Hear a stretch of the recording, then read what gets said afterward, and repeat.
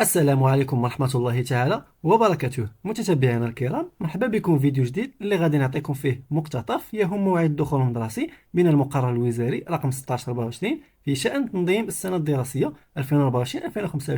واللي جا تحت شعار من أجل مدرسة عمومية ذات جودة للجميع. نمشيو للمادة 5 واللي كتقول: يلتحق التلميذات والتلاميذ وأطفال التعليم الأولي بالمؤسسات التعليمية والوحدات المدرسية وفق التواريخ التالية: الأربعاء 14 شتنبر 2024 التعليم الأولي بمستواه، والسنة الأولى والثانية من السلك التعليم الابتدائي، السنة الأولى من التعليم الثانوي الإعدادي، الجدول المشترك من التعليم الثانوي التأهيلي. أي غادي يلتحق التلاميذ ديال الأولي والتحضيري والثاني، وكذلك السابعة فيما يخص التعليم الإعدادي، والساكيام من التعليم الثانوي التأهيلي يوم الأربعاء 24 شتنبر 2024. بالنسبة ليوم الخميس 5 شتنبر 2024 غادي يلتحقوا التلاميذ ديال السنة الثالثة والرابعة من التعليم الابتدائي، والسنة الثانية من التعليم الإعدادي أي الثامنات، والسنة الأولى بكالوريا يعني السيزيام غادي يلتحقوا يوم الخميس 5 شتنبر. بالنسبة ليوم الجمعة 6 شتنبر غادي يلتحقوا تلاميذ المستوى الخامس والسادس ابتدائي، والسنة الثالثة من التعليم الثانوي الإعدادي، والسنة الثانية بكالوريا يعني الأقسام الإرشادية غادي يلتحقوا الخامس والسادس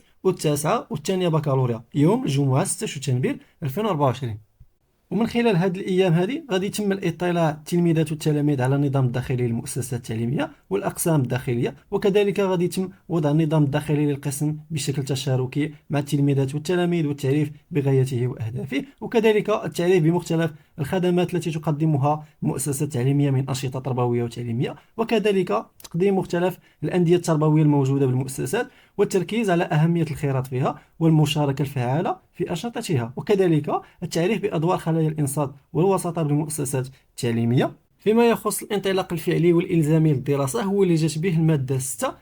واللي كتقول: يلتحق التلميذات والتلاميذ بالأقسام الدراسية، حيث تنطلق الدراسة بشكل فعلي وإلزامي يوم الاثنين 9 شتنبر بالنسبة للتعليم الأولي وأسلاك التعليم الابتدائي والثانوي الإعدادي والثانوي التأهيلي، وبالنسبة للاثنين 30 شتنبر غادي يلتحقوا تلاميذ أقسام التربية غير نظامية وأقسام الفرصة الثانية. وكملاحظه باش نبين بعض الاقوال اللي كتروج وكتقول بان الدراسه غادي تنطلق حتى لشهر 10 لانه الاساتذه غادي يخرجوا الاحصاء ولا هذا، فماشي جميع الاساتذه، فقط اللي تم الاختيار ديالهم. وبالنسبه للمدرسه رائده فما كنظنش انه تم اختيار دوك الاساتذه باش يقوموا بعمليه الاحصاء، فربما يقدر يتم اختيار بعض الاساتذه، ولهذا كنقول ماشي جميع الاساتذه غادي يلتحقوا في التاريخ اللي تم الاقرار ديالو في المقرر الوزاري. وبهذا غادي نكون وصلت لنهايه الفيديو. الا كنتم مهتمين بلائحه العطل او تواريخ اجراء الامتحانات كتبوها لي في التعليق وغادي نعمل لكم فيديو عليها، ونتمنى التوفيق للجميع، والسلام عليكم ورحمه الله تعالى